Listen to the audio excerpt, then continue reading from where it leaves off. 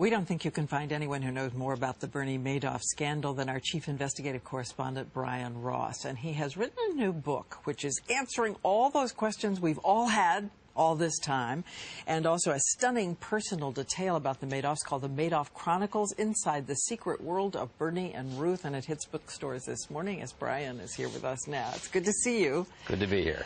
I'm reading the pages, and I told you this. I kept going, what? Huh? What? Let me just start with that scene we saw daily, over and over again, at the apartment windows.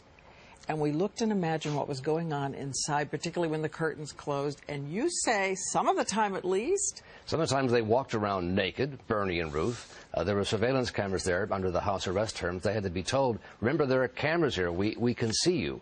And they would sit around at the kitchen table in this fabulous penthouse apartment. And Ruth would talk about the Gentiles being responsible for this. And Bernie was almost oblivious. Here he had been caught in the largest Ponzi scheme, and he was sort of going through, well, see, what boards do I have to resign?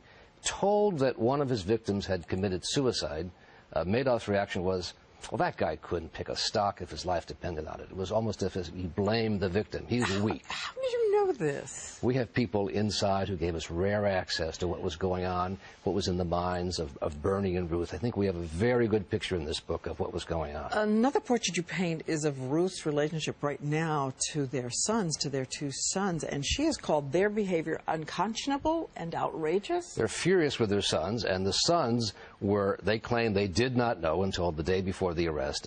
Madoff took them to the apartment, revealed that he was a fraud. They were upset. One of them was on the floor crying. He said, give me a week before you turn me into the FBI. Then you turn me in so you'll look innocent. They went to their lawyer who said, oh, no, we're going to the prosecutors right now. They went that day to the prosecutors, and their lawyer said, don't talk to your father, don't talk to your mother even, ever again, until this is resolved. You want to stay out of prison. And you say there's some reporting right now that they are looking at the sons for tax charges at this moment? Absolutely. There's a civil lawsuit being brought by the bankruptcy trustee. They took $30 million in so-called loans from their father. It was the investors' money that he stole, but they never declared that as income, which could be considered tax fraud. Well, I should tell everyone that there's a whole chapter on the SEC, and there is Bernie Madoff sweating bullets. They're going to discover things, and of course they're looking right over an elephant in the room. Absolutely. And you detail how this happens. It's staggering. They asked him, Diane, where are all the stocks you have? He had billions of dollars, supposedly. He said, well, this depository trust company holds them. He knew that was a lie, and he figured it was a Friday afternoon, Monday he'd be arrested. They took his word, never checked it out. Never called, never checked it. If they had done that, that would have been the end of the scam. The other portrait is of a man who had two personalities, at least two. On the 19th floor, the public floor, he knew even down to the detail of the picture frame what he wanted on every single desk of every employee.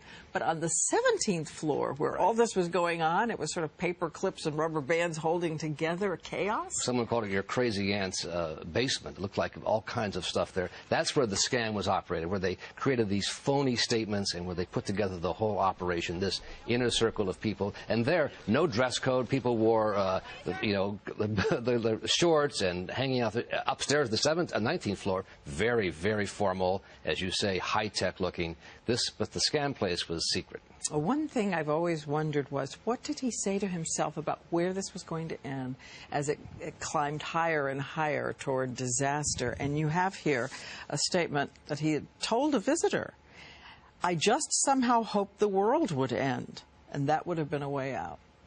He had no other way out, and he knew that was it, and he thought he could keep this going. He told visitors that this had started early on in his career, in the 1960s, when he first opened business, when Ruth was keeping the books for him.